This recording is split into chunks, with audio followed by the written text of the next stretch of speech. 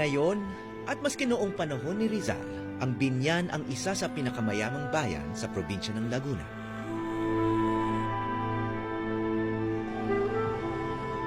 At nakatayo pa sa gitna ng poblasyon ang mansyon ng mga Alberto. Mga kamag-anak di umano ng ina ni Rizal, si Teodora Alonso. Ngunit wala nang nakatira rito at tila unti-unti nang naglalaho.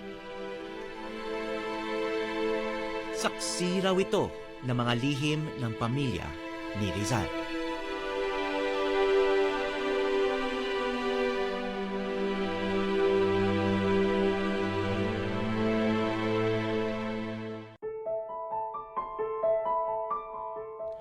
Tatlong gabi ng sunod-sunod na kayo'y lagi kong napapanaginipan at kung minsay madalas ko kayong mapanaginip sa loob ng isang gabi.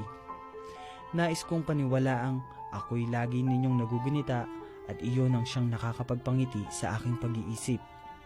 Sapagkat sa ano't anuman ang utak ko'y bahagi ng utak ninyo at ito'y hindi dapat pagtakhan sa dahilang samantalang ako'y natutulog dito, nakagising naman kayo dyan. Sa pamilya ng 11 anak, si Jose Rizal ang Niño Bonito. Matalinong bata na malapit sa ina, ang una niyang guro. Kaya nakapagtataka, sa family tree na ginawa ni Rizal noong 1896, ang huli niyang taon sa mundo. Halos kumpleto ang pamilya ng kanyang ama, si Francisco Mercado. Ngunit mula sa ina niyang si Teodora, walang sangay. Sinadya ba ito? At meron kayang nais na hindi ibahagi ni Rizal sa mga susunod na henerasyon? Pumunta kami sa Binyan, kung saan nakatira ang mayamang pamilya ni Teodora. Ayan na yung giba. Dito ko nakilala si Dr. Bimbo Santa Maria na matagal nang nagsasaliksik tungkol sa buhay ni Rizal. The Yuchenko Group are building these trellises around the house when the house is already being torn down. Dinala niya ako sa lumang mansyon ng pamilya Alonso de Alberto. Isa si Doc sa mga kumikilos para pigilan ang paggiba ng makasaysayang bahay mula sa lupang kinatatayuan nito. Rizal's, yung pagiging hero niya, malaking naging role ng kanyang ina. And then you hear people, yung bahay ng Alberto, hindi naman pala kay Rizal, sa nanay lang. How can you say lang? Nanay lang. That hurts, for a woman who has sacrificed a lot for her son, for her family, and for the whole country. Dahil kung wala nga si Rizal, walang pupukaw sa kaisipan ng ating mga kababayan nang dapat magkaroon ng pantay na pagtrato. May mga nakatambak na mga bricks tsaka yung mga bato. Mukhang kinakalas nga nila. Patong-patong yung mga bato sa loob.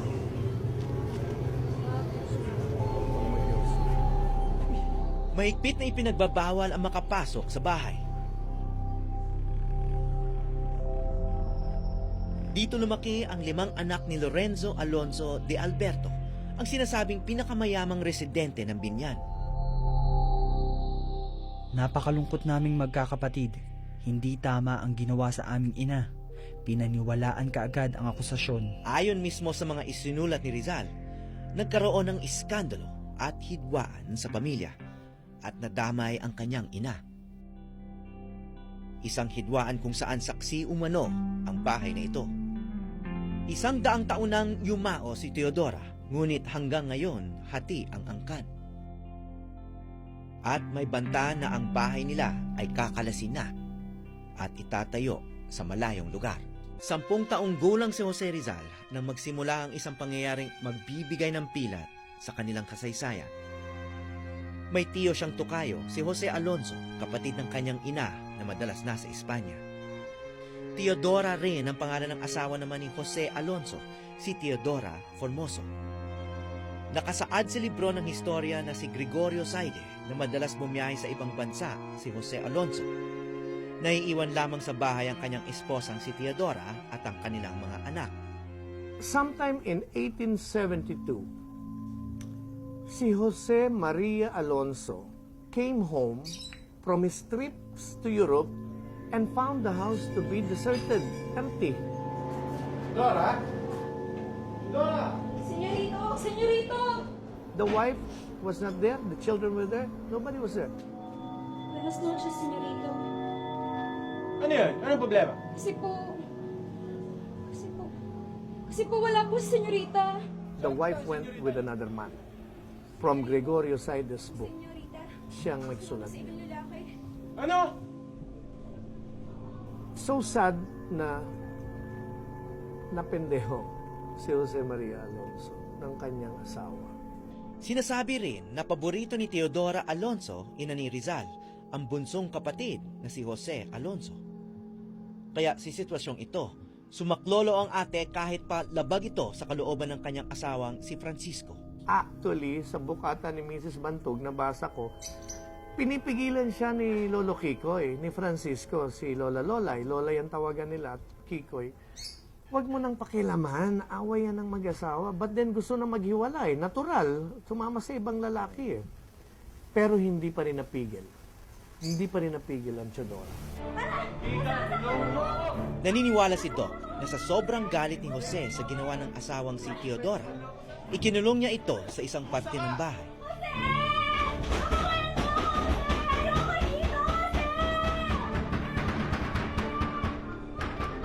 Ibinili niya kay Teodora Alonso ang kanyang asawa. Diyan siya nagstay habang wala si Jose Maria. Naisalin din ang kwentong ito kay Barbara Gonzales, apo sa tuhod ng kapatid ni Rizal na si Lola Maria. Si Jose Alberto kasi may asawa na peninsular daw. No? Tapos yung asawa lakad ng lakad kung saan-saan. Sa Madrid yata o ewan. Minsan daw, dinalhan ng merienda ni Teodora ang hipa kasama ang kanyang panganay na anak na si Saturnina. Ngayon, si Teodora Alonso at si Saturnina, nagpunta sa bahay nila, ginawaan siya ng merienda. Nagdala ko ng merendal kung sakaling nagugutom ka. Tapos yung merienda, nung binigay sa kanya, kinuha niya yung merienda, linagay niya sa lapag. Tinawag niya yung aso niya. Ronquillo? Ronquillo? Ronquillo, mi pero. Ven aquí, ven aquí. Kinain ng aso niya. Namatay yung aso. Dahil sa nangyari sa aso, pinagbintangan raw ni Teodora Formoso si Teodora Alonso na balak siyang lasunin ito. May lason yung pagkain.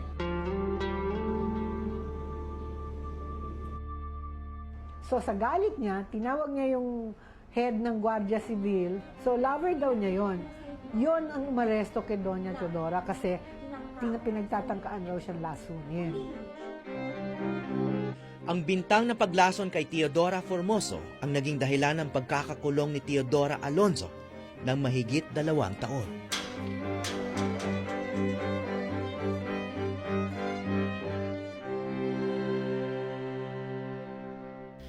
Kinumbinsi ng alkalde ang aking ina na umamin para lang siya ay makalaya at makita ang kanyang mga anak. Sino ba ang makatatanggi sa ganitong kondisyon? Bagamat umamin nga si Teodora, hindi pa rin siya ipinalaya tulad ng ipinangako sa kanya ng alkalde.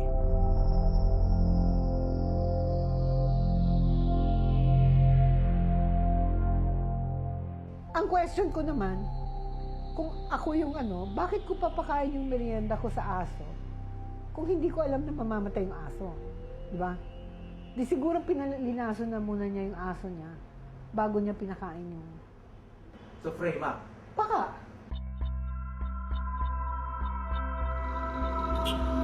Lumipas sa mahigit 100 taon. Ang bahay na minsan ay naging tahanan ng mga Alonso, pagmamay-ari na ng mga Alberto. Sila ang mga sumunod na henerasyon mula sa angkan ni Jose Maria at Teodora Formoso.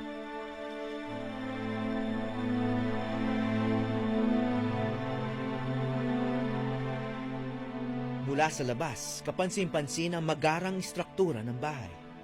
Hindi mo isipin na halos 200 taon na itong nakatayo. Kahit pa isinasaad sa batas na kinikilala ang anumang istrukturang may edad 50 pataas bilang national landmark, wala itong plake ng pagkilanlan. Ang hindi pagkilala sa bahay na ito bilang isang landmark ay nagpapaugong sa mga chismis na bastardo umano ang pamilya Alonso. Bahay ng mga Alonso de Alberto, ang kanang ina ni Jose Rizal. Nang ipadala ang batang Rizal sa Binyan para mag-aral, sinasabing tumira si Rizal sa isang tiyahin at hindi sa malaking bahay ng kanyang lolo. Sa tingin ko, noon pa lang, meron na silang hidwaan. At ito'y lumala. At makaraan ng 100 taon, tila hindi pa rin maisara ang kabanata sa bahay na ito.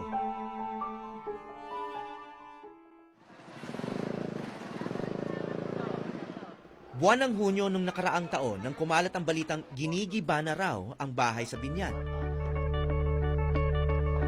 Umalma ang grupo ni na Dr. Santa Maria. Sila ang United Artists for Cultural Conservation and Development ng Binyan.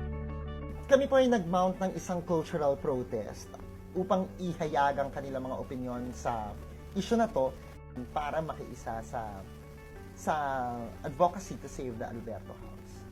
Sa harap ng bahay ng mga Alberto, nag-alay sila ng musika at drama. Para kay BJ Borja, mas malalim na ang pinaghuhugutan ng kanyang protesta dahil nakatungtong siya sa pamosong bahay bago ito simulang gibain.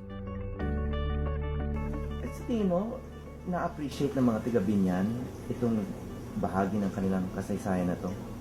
Feeling ko, piling-pili yung mga tao na nakaka-appreciate ng piece of history na siguro karamihan sa mga tao hindi nila alam kung anong kasaysayan ng bahay.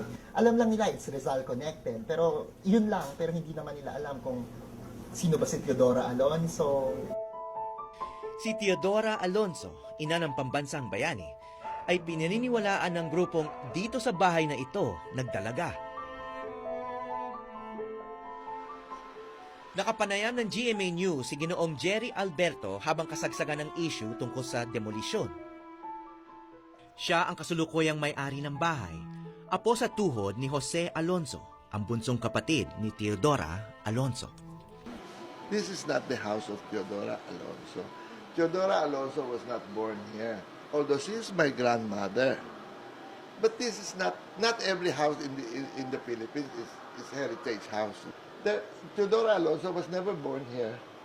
She was born in Santa Cruz, and the worst part pa nga, her birth certificate in Santa Cruz was turned down because of some family reason. And that will come out when this house is finished. I will show it every. This is the house of the brother, half-brother pa of Teodora Alonso. Half-brother daw si Jose. Sa libro ni Gregorio Saide na ating ginagamit sa paaralan, ang sinasabing ama at ina ni Narcisa, Teodora, Gregorio, Manuel at Jose Alonso ay si Lorenzo Alonso at Brigida Quintos. Ngunit sa ilang libro ng mga mananaliksik katulad ni Asuncion Lopez Bantug at Austin Craig, nabanggit ang pagiging half-brother si Jose Maria Alonso. In the life of Rizal, there are so many versions.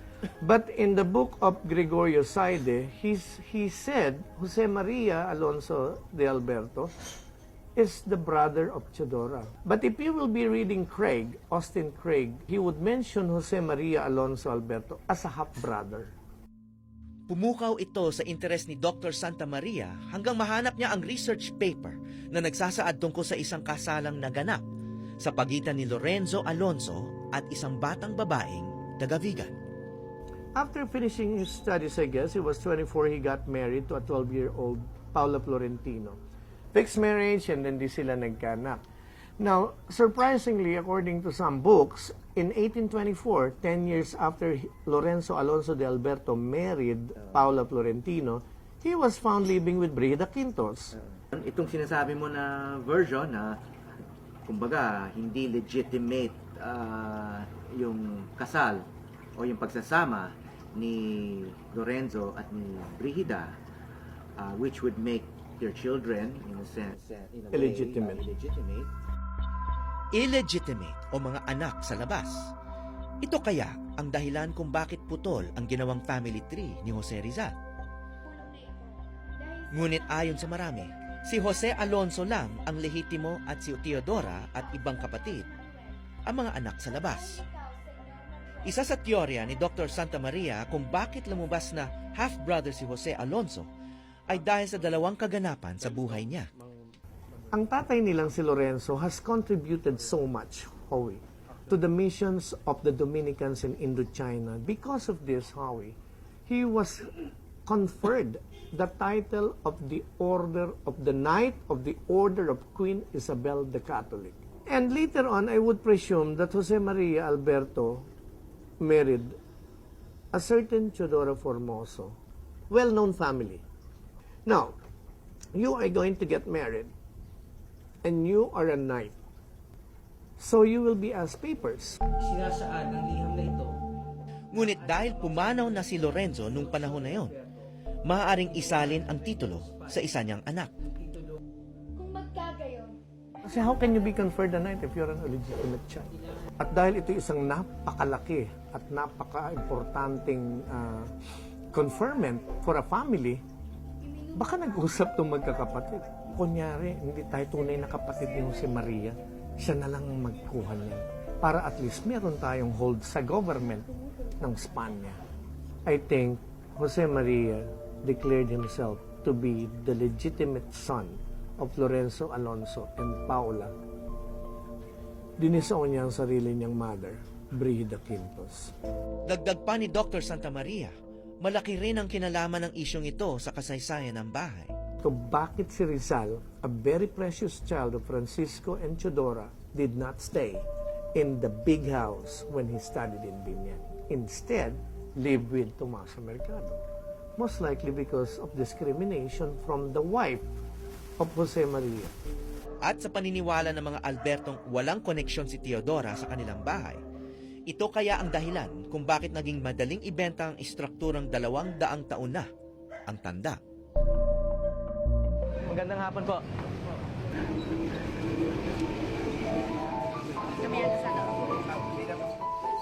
Ilang beses kaming pabalik-balik sa Binyan bago kami pinapasok ng mga otoridad sa mansyon ng mga Alberto. Timo yung kapis, oh. Sa bungad pa lang, bumulaga na sa amin ang nagkalat na piraso ng bahay. Totoo nga, ang napabalitang unti-unti nang ginigiba ang makasaysayang mansyon sa Binyan.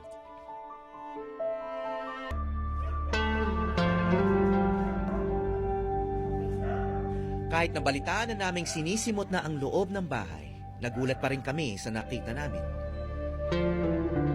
Hinatay na ang mga hagdan at sahig, at wala na rin ang mga dingding at kisame na siyang naging saksi ng kasaysayan. At pati ang pundasyon, hinuhukay na rin. Ngunit dama pa rin ang dating karangyaan ng tumira rito.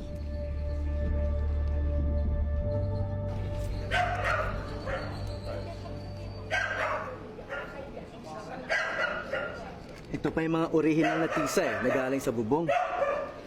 Napakaganda raw ng gawa nito. Napakatibay. Kaya hindi karaniwan tong tisa na nilagay nila sa bubong. Kaya ngayon, isa-isa nilang tinatanggal. At ito sigurong ililipat dun sa bago niyang pwesto.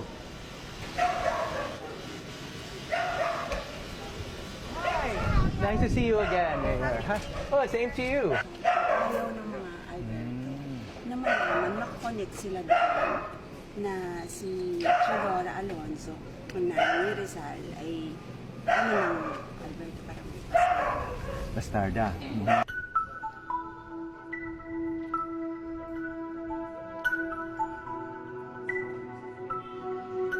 So ito na lang talagang natitira from that age, no?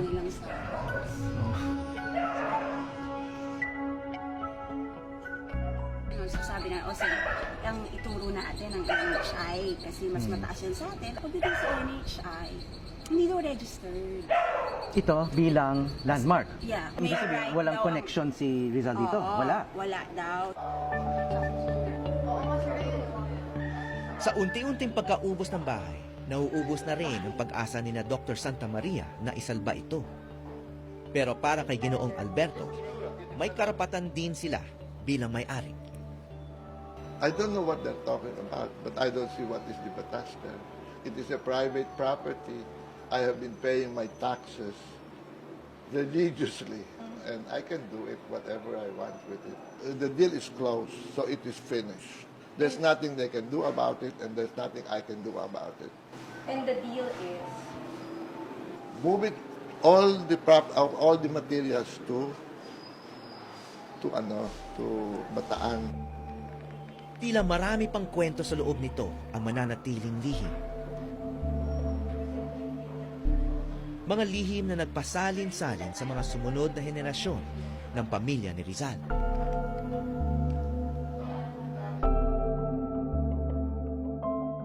Handa naman itong ibahagi sa amin ni Barbara Cruz Gonzalez.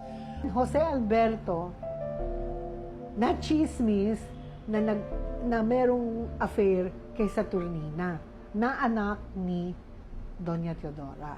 Kapatid ni Jose Rizal. Kapatid, eldest sister ni Jose Rizal. Okay? Tapos ang chismis na yung si Soledad, yung youngest sister ni Jose Rizal, anak ni Saturnina kay Jose Alberto.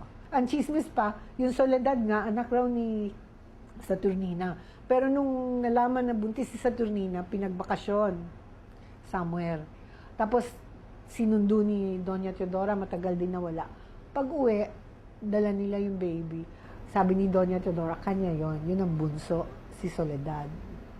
We don't know. But Soledad daw was the prettiest. The youngest. Si Austin Coates, meron pa siyang... Austin Coates is the biographer. He also thinks that Soledad was the daughter of Saturnina. She's the prettiest because the father was mestizo. Was Jose Alberto.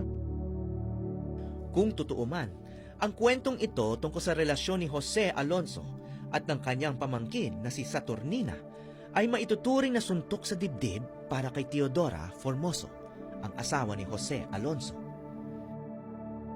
Ito nga kaya ang mas mabigat na dahilan ng alitan sa pagitan ng mga Alberto at Alonso. Actually, I met them only once, the Albertos. And I felt parang... I never knew them. We were cousins who went there. Parang a certain difference. I don't know if I would say na galit sila sa amin. Hindi naman pero parang a certain... Yung ilag. A certain ilag. I thought it was because nga illegitimate yung Teodora Alonso. So I thought baka yun, no? Pero... And when I asked if that room was where it happened, sabi ko lang, ito ba yung kwarto kung saan nagsilbi ng merienda si Teodora sa asawa ni Jose Alberto? Walang sumagot.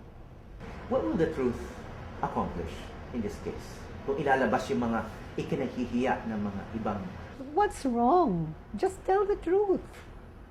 The truth is the best thing. It will show Filipinos that anybody can be a hero. It doesn't have to be somebody with a beautiful family where everything works so well. Everybody gets married and stays happily married. No. Anybody can be a anybody can be a hero, actually. Anybody.